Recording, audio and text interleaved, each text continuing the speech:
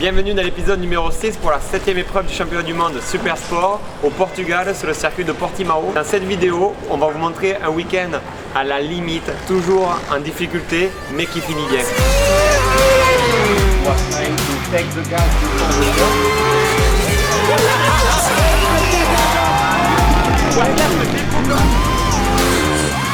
Valentine is good people and good ride. Tout s'envoler de partout.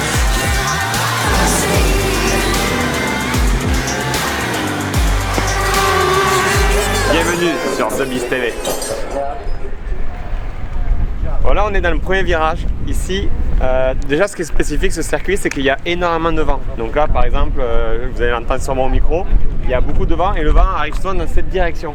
Donc pour faire des tours qualifs, c'est vraiment important d'arriver à trouver une aspiration parce qu'on gagne facilement entre 3 et 4 dixièmes rien que dans la ligne droite. Vous verrez, ceux qui regardent la course, on prend les freins et la piste elle descend, mais vraiment abrupte. Je pense qu'il y a entre, par ma expérience de vélo, entre 10 et 12%, ce qui fait qu'à ce virage-là spécifique, quand on prend les freins, ça descend et ça remonte légèrement. Du coup, on touche la butée à la fourche. Et il n'y a rien à faire pour ça. Donc c'est pour ça qu'ici il y a beaucoup de chutes et il peut y avoir des teams qui règlent les motos pour ce virage là, mais après la moto elle va pas être bien sur les autres virages et du coup c'est pour ça qu'il peut y avoir des différences entre les pilotes et qu'il y a beaucoup de dépassements. Are you come to walk with us? What's happened to you? There wasn't anything to do. Let me come. Why? Normally they don't. Nicola is happy to Noi stay. con RSI seconda questo. And don't do nothing for an hour. Normally we go to technical inspections at the same time. Yeah, I know. Toril. What's up? I don't have my bicycle. Porti. It sounds Beh, porti, come porti? Cazzi tuoi. It sounds like an excuse, C'est ici que les mecs là ils décollent les deux roues. Du coup ici ça fait partie des endroits importants du circuit parce que un des paramètres sur cette piste c'est qu'il faut gérer les gaz régulièrement et dans ces descentes on peut pas rester à fond sinon la moto elle va se retourner parce que vu que c'est plat et que ça descend d'un coup et qu'on arrive avec on est en deuxième puis en troisième donc on a beaucoup de couples et du coup il faut gérer les gaz énormément dans ce genre d'endroit. Là ça fait gauche-droite, re dans la descente également et dans tous ces gauches rapides, donc celui-là et l'autre après la descente. Please, where are the blues? I'm looking for all the blues in green. So I push Montella. Du coup c'est la deuxième descente que je te parlais tout à l'heure. Et encore ce gauche là, donc on sort là, on fait 2, 3, 4, 3 en fonction des braquets. Et après ce gauche là, mais pareil que l'autre gauche là, qui montait, mais en fait c'est un peu le même concept, ça descend, ça remonte et c'est impossible de passer à fond, du coup faut gérer les gaz tout le long et nous avec les 600 ça passe pas à fond mais à la fin on arrive à remettre à fond mais pour pas longtemps donc, et là d'autant plus que quand les pneus ils s'usent en fin de course c'est des virages où il faut arriver à être très précis et très doux parce que si on commence à glisser à haute vitesse, la moto elle se ralentit vachement. Donc là on arrive dans le dernier virage.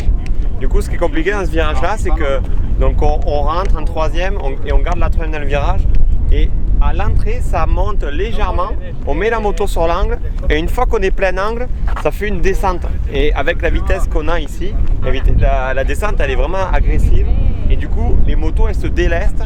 Et ici, c'est pour ça qu'on met de l'angle et après il faut vraiment arriver à pas trop en mettre et gérer son angle par rapport au grip qu'on a disponible parce qu'une fois que ça descend, les suspensions se détendent et du coup on perd complètement le grip.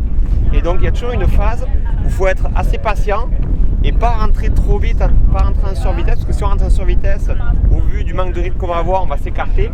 Et après, vu que c'est un long virage, quand on s'écarte, on a vraiment du mal à revenir à la corde. Et d'autant plus que ce virage détermine une ligne droite qui est immense.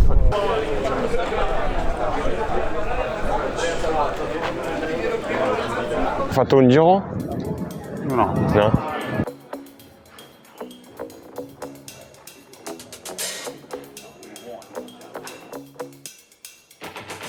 Round 7 of the 2024 FIM Supersport World Championship, and the first of the two visits to Portugal in the second half of this season.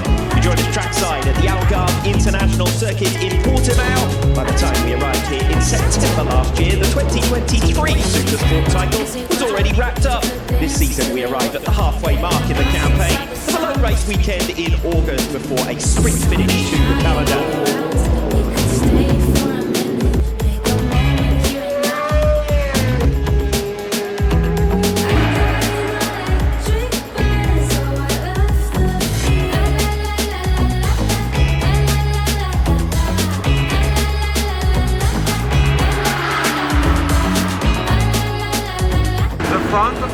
when I go over the bump at the end of the braking, it's too rigid. I think it's because I don't have enough grip in the rear, and so make my front rigid.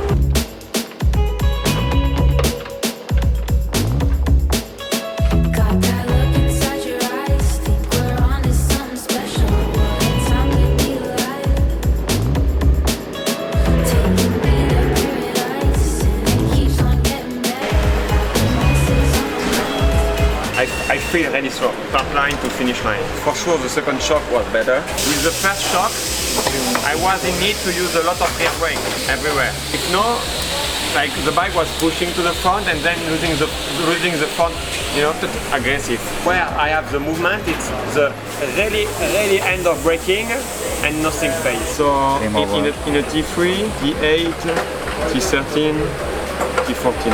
And so with the second shock, the movement was a little softer. But still, like I feel like I don't have enough air in my tire. It's moving around. I had been in this point the first 7-8 minutes. Yeah. And to be honest, in that moment you were not fast.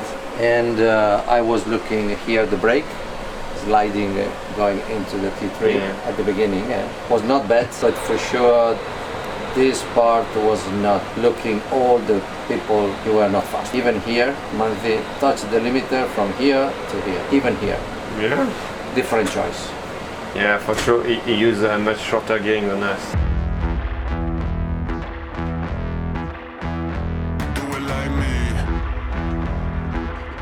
And it's again been another season where the Beast has impressed the Allen Brothers team. Super happy to have him on their bike and a rider that has helped the team find that competitive edge again, and they're trying to make sure they can compete with Tenkate.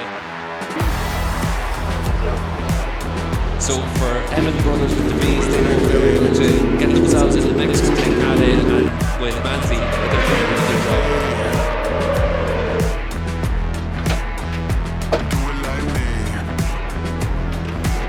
See what he's able to do at this point, but at the halfway stage he was half a second off the pace and still on course for a front row here, faster than Caracasulo's third fast time. I feel slow.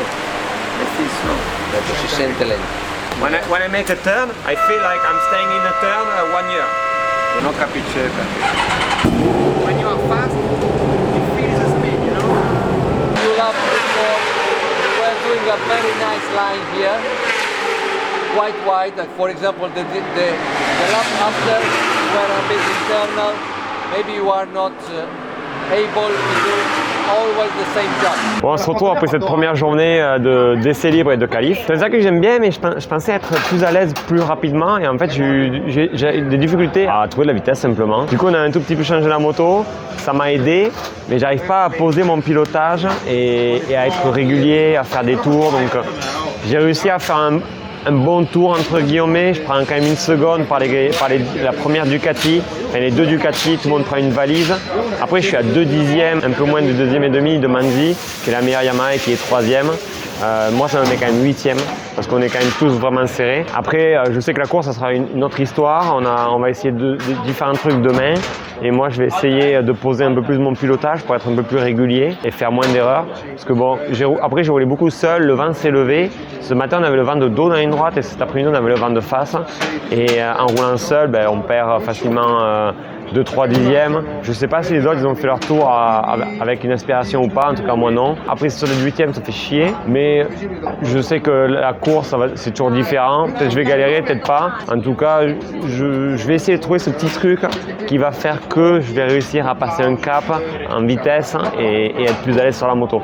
Pour l'instant j'arrive pas à trouver ma position, j'arrive pas à piloter comme j'ai envie. C'est difficile de dire si c'est la moto ou moi, ou peut-être un peu des deux. On analyse les datas et aussi les secteurs et on va voir demain comment ça se passe. Alors en fait, en général, ce que je fais, c'est que le jeudi, quand on arrive, on fait un gros check, une grosse séance où on fait de l'ostéo, de la physio et afin qu'il recommence le week-end bien comme il faut. On détecte déjà les zones qui sont un problème et ensuite, comme on fait 2 séances par jour au minimum, on voit l'évolution des choses, je vois l'évolution des choses et je traite vraiment ce qui le gêne ou ce que je trouve moins attendu.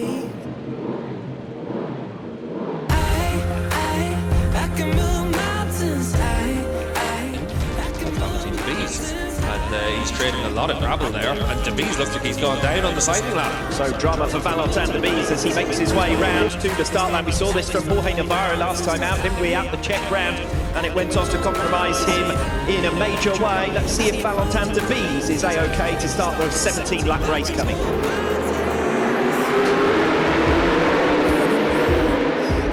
Valentin De Vries gradually gaining in confidence after his crash, of course, on the sighting lap. Didn't attack too hard on the opening lap and lost a couple of positions. He's back up to P8 now. He's about to move through Jan Anjou, and for De Vries, it's important because every point matters. He's fighting it out with Marcel Schrotter for that 4th in the World Championship. As we cut to the battle ahead between Marcel Schrotter and Valentin De Vries over 6th position. De Vries 0.4 of a second a lap faster than Schrotter has closed down that gap.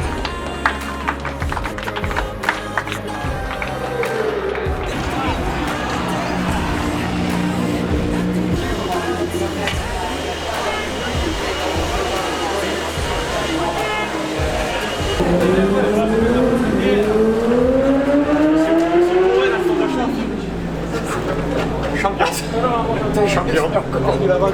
Ouais, j'ai la médaille d'or des bons. Fatica, Hard. Physically? Mentally. Mentally? But it was not so bad. Beh, quando ti sei buttato là per terra pensavi al gatto. La curva prima, piano, slow. La curva dopo 10 km più forte che in qualifica. 3 set. 3 set. Good race alla fine perché I had too much force pushing on my tire, and so every time when I lose the front, it's pam, pam. So after 2 laps, I think I took off like half turn. So this was better, but the thing was I was way too deep in the fork. So some corner I was on the bottom, and so going on the bottom over the bump was losing the front. But so I pay attention in those turns, and then in all the fast turn was better. And every time I try to keep the bike on the limit where I was on the bottoms, so I didn't have this movement with the fork. To me, was too much preload, too much rebound, you know, something like that. Here, this one, this one, this one, this one, this one. Everywhere. Yeah, mostly everywhere. Yeah, not on the straight.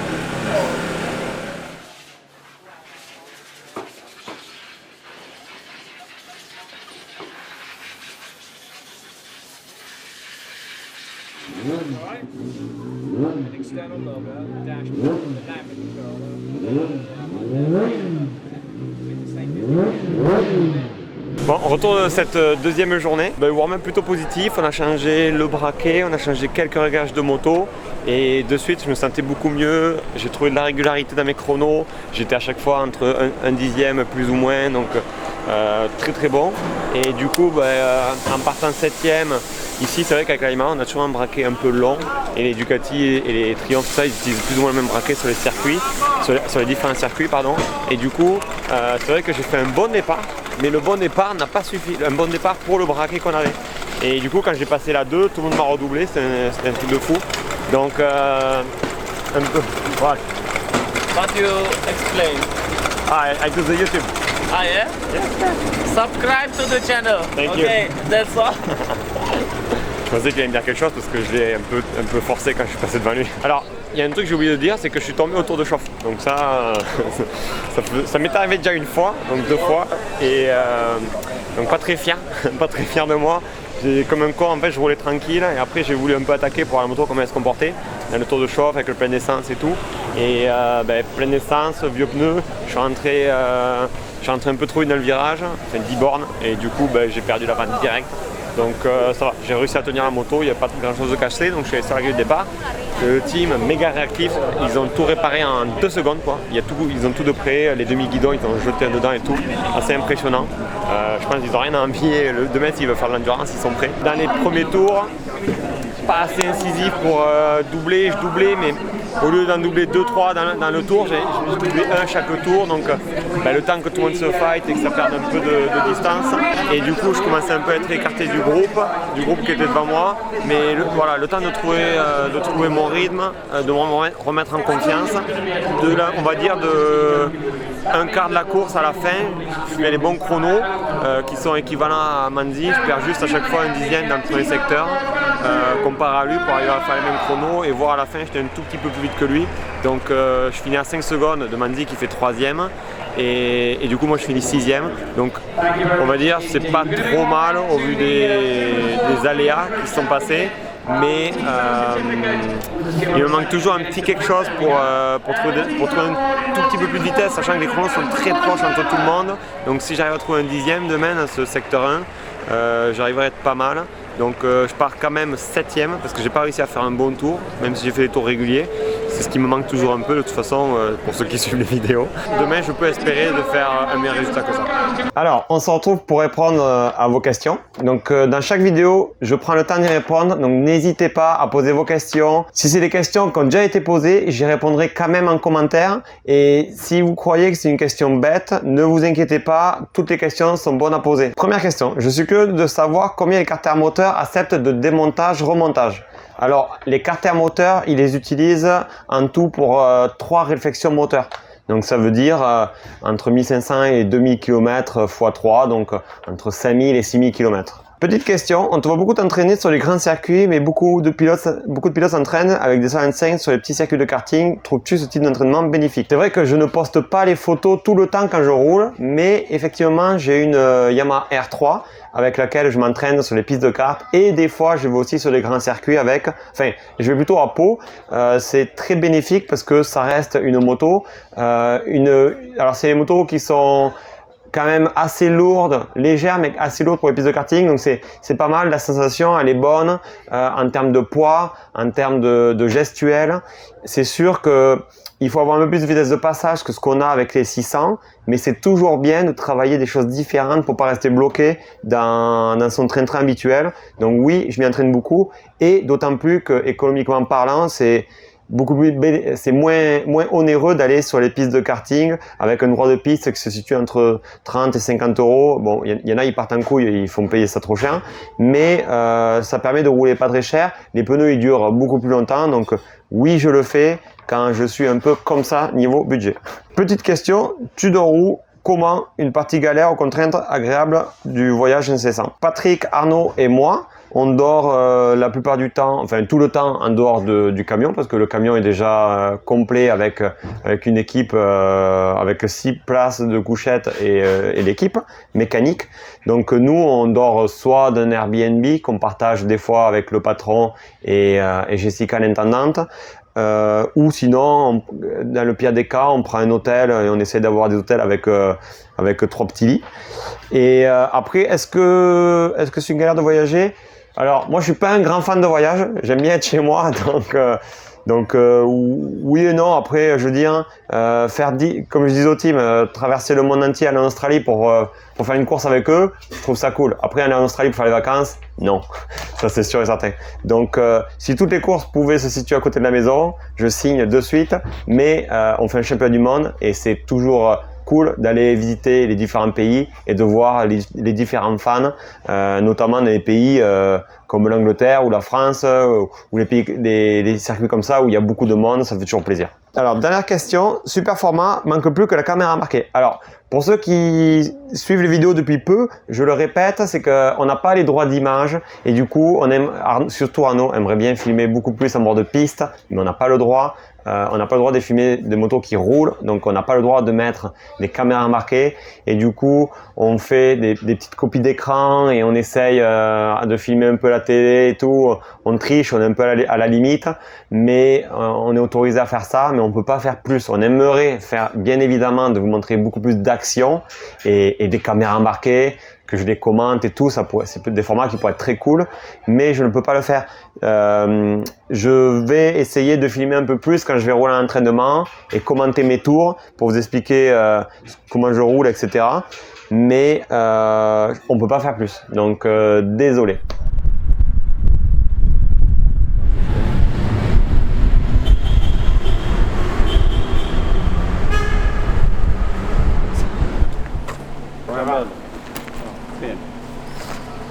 you doing? Good, you? Good, good. You ready? I'm born already. Great. How was it? I saw, but I didn't ask you. Yeah, okay. I crashed in a cycling lap, and so then I get pushed in the first lap and get back to my reason. You know, I get back, but my speed was about the podium speed, but yeah, because the beginning was too shit. far. Yeah. The start was shit. Yes. Start was okay. The thing is, I stayed full gas, but you know, once they switched the gear with the big bikes, they just passed me. For sure, I couldn't brake late. So Yeah. I need a little bit more speed in the first sector. Mostly, I lose 1-2 tenths in the first sector every laps. So if I gain those, then I'm okay. Buongiorno. Come va? Come va? Somebody want to say hello to me? Yeah. Yes. Hello. Good morning. Morning. Only 6th in race 1 for him, not really in touch with his rival from recent round, Stefano Manzi, who has been a bit of a step ahead of the other Yamahas, although De Vries said in the middle of the race he had the pace to match him, didn't help himself with that crash on the sighting lap, then dropped to 10th on the opening lap of the race. Yeah, De Vries is certainly looking over his shoulder more than looking forward in the championship, because Jorge Navarro, since he switched on to that Orlac bike, has been able to make up big chunks, and today might well move ahead of De Vries into that 4th place stand.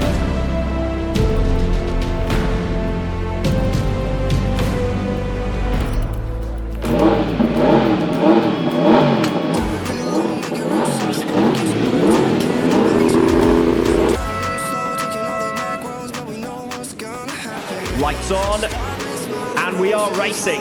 Fine start from Yari Montella, Adrian Huerta, challenged by Jorge Navarro on one side and by Chanon Chu on the other. De Vries attacking Federico Carasulo in the run towards turn 1, lap 3 of 17.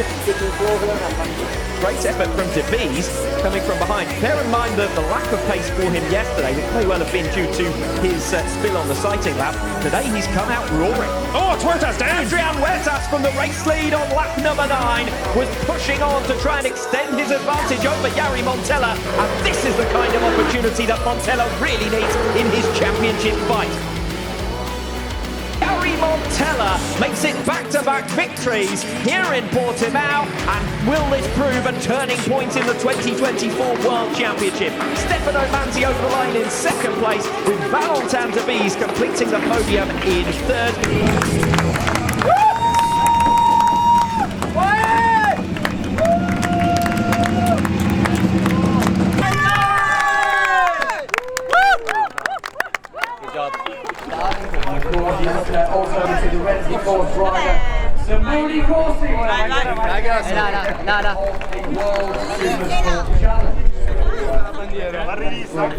Make some noise for Valentin De Vries! In 2nd place, Stefano Manzi.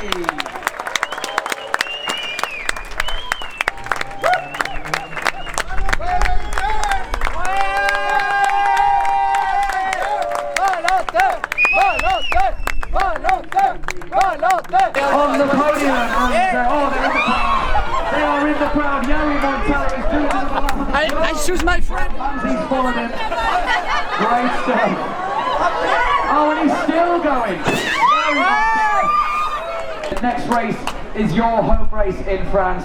What confidence does this give you going to Manicourt with a podium in the back? Yeah, it's always nice to make a podium, but today, you know, I feel a little bit bittersweet because I didn't feel like this at the podium. I think my position was more 4th position than 3rd, but you know, it's always great to be here, and of course, the job is also not crashing. What happened yesterday? Because it's very strange to see anybody crash on the sighting lap. Always making mistakes, you know. I spend a lot of time on the bike training and also riding, and I didn't crash a lot. I think I didn't crash for 2 months. And this has to happen in the worst time, so but obviously better to crash in a cycling lap than during the race. Absolutely. So this podium is more deserved from my team, which give me really a better bike than what I showed today. So really thank you to them, and for never giving up and always supporting me. Absolutely. Well, of course. Bon, on se retrouve après cette 3e et dernière journée. Donc une course plutôt positive parce que j'ai réussi à faire un podium, donc très content par rapport à ça. Par contre, ce matin, toujours difficile. Hier, j'avais pas, comme je vous ai dit, j'avais pas le bon rythme et on a essayé des choses ce matin. Les températures étaient beaucoup plus basses que d'habitude au warm-up et du coup, on sait que les réglages entre le froid et le chaud, on échange tout le temps. Et je me sentais pas bien et j'ai fini 13e et franchement, je pouvais pas faire mieux. Et du coup, le team, ils ont analysé les data et tout. Ils ont dit non, mais quand il va faire chaud, la moto, comme ça, elle va marcher. Et effectivement, je suis parti au tour de chauffe. Le tour de chauffe, j'ai essayé de pousser fort pour voir comment la moto réagissait. Et de suite, je me suis senti à l'aise. Et du coup, je suis arrivé sur la grille, je leur ai dit c'est bon, effectivement, je vais pouvoir y aller. Là, je me sens confiant. Et dès le début, j'ai pris un meilleur départ qu'hier. J'ai essayé de faire un peu différent mon embrayage pour gagner un tout petit peu, malgré qu'on est à la limite en termes de performance de départ, de ce que je peux faire. Et j'ai été un peu plus agressif dans le premier virage. Donc, du coup, j'ai pu au moins défendre ma position. Et après, j'ai vite attaqué les autres. Je me suis retrouvé à la chasse de Manzi. J'étais à un peu moins d'une seconde. En remontant sur Manzi, j'ai vu que Navarro faisait beaucoup d'erreurs. Donc je savais que de toute façon, d'une manière ou d'une autre, j'allais le passer. On allait le passer. Et finalement, il s'est mis par terre. Donc de suite, avec Manzi, on se battait pour la 3e position. Et je suis remonté dessus. J'ai réussi à le doubler à la ligne droite. J'ai fait un tour, il m'a repassé. Et je pensais qu'on allait faire un peu le jeu des aspirations. Je me suis mis à forcer beaucoup et à faire beaucoup d'erreurs. Et en fait, j'arrivais à rester à peu près à l'aspi et à 4-5 tours de la fin, je commençais à perdre l'aspi et du coup, j'ai essayé de reforcer un peu plus pour remonter, mais en fait, en forçant, j'ai encore fait plus d'erreurs. Donc, un peu déçu de ce côté-là. Entre-temps, il y a Huertas qui est tombé et du coup, j'étais 3e et le 4e était à plus de 3 secondes de nous. Donc, j'avais le podium assuré, mais je pense que la moto était quand même capable de faire 2e. Donc, déçu de ça, mais très content quand même de faire le podium parce que le jeu, malgré tout, c'est quand même de ne pas tomber. Le vent a tourné par rapport à hier. Du coup, par rapport même à quasiment tout le week-end, on avait le vent de face dans la ligne droite, donc du coup les motos allaient beaucoup moins vite et du coup tous les virages où hier le vent nous aidait et le vent nous aidait pas, là c'était l'inverse, donc il fallait vraiment s'adapter et je sais pas expliquer pourquoi, mais avec le vent dans cette direction, le niveau de grip était beaucoup inférieur, donc les chronos étaient beaucoup plus lents. Il y avait de l'adaptation à avoir pendant la course qui était vraiment énorme et donc tout ça a rendu la course très dure. Le podium, je le prends, mais comme je dis au team, là c'est plutôt eux qui le méritent parce qu'ils m'ont donné vraiment une moto qui était au top plutôt que moi avec mon pilotage. Donc maintenant on part en vacances quelques semaines et la prochaine épreuve elle est en France à Magny-Cours. Bon, du coup on se retrouve avec les vainqueurs de passe de cette course de Portimao. Alors cette fois-ci, ceux qui ont gagné n'ont pas pu venir comme d'habitude, j'ai envie de dire. Donc s'il vous plaît, pour ceux qui participent la prochaine fois, regardez bien les dates, que vous soyez présents. En fait, la chance qu'ils ont eue, c'est qu'ils m'ont contacté sur Instagram en me disant mais écoute Valentin, nous on est sur place, on n'a pas forcément prévu de venir au circuit, mais on est quand même fan de moto.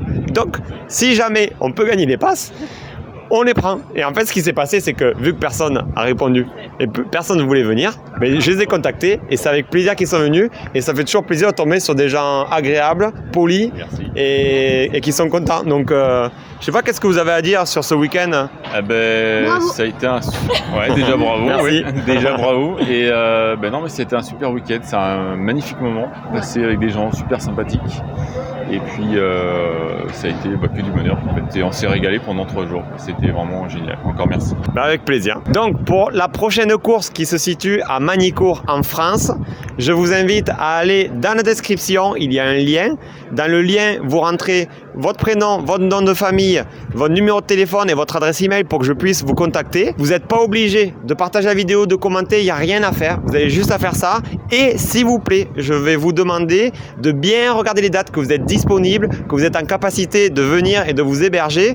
Nous, on s'occupe de tout le reste. Pour rappel, on fait gagner une personne, 2 passes, vous avez accès à l'hospitality, on vous donne un parking, on vous donne des accès au circuit, on fait visiter le stand, on déjeunera ensemble. Pour info, il y a des teams qui vendent ce genre de prestations, ils les vendent 400 €. Nous, c'est gratuit. Donc n'hésitez pas et bonne chance.